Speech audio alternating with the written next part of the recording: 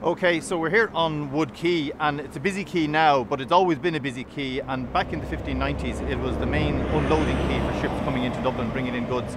Now just behind me here, about where the civic offices begin, there was a big wooden crane, and they used that for unloading small boats that were delivering goods into the harbour here.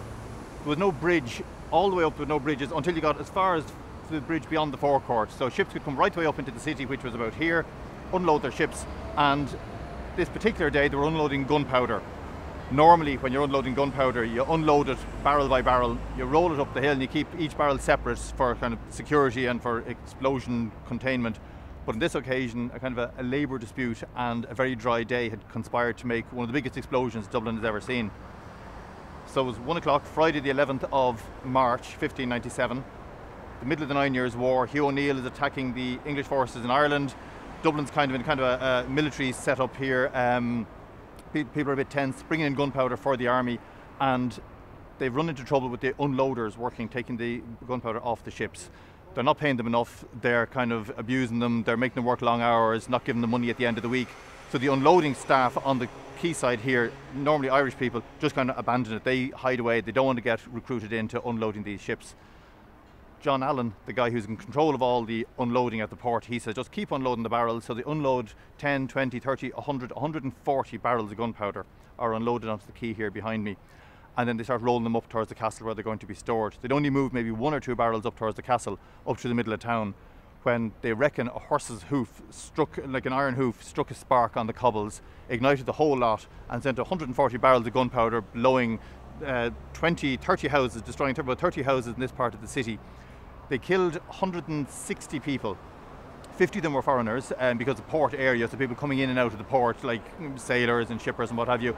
But the balance, about 70 people, were all local men, women and children living in the city here. Now there's only 10,000 people living in town, so 10,000 people, 100 and odd dying out of that is almost 1% of the population. Everybody would have known people who were killed here in these explosions. It damaged the spire on St. Audien's on High Street. It destroyed windows and roof tiles right the way up to the castle. As I say, levelled about 30 houses, and it took maybe 10 or 15 years to rebuild all the houses that were destroyed. They had a big investigation. John Allen, the clerk of the works, who was meant to be in control of this job, he was stuck in prison while they investigated him. The Lord Mayor did a big look in to see how the whole thing had happened. And what happened was, they initially suspected sabotage, and John Allen was thought of being a bit of a secret arms dealer selling state weapons to the Irish rebel forces.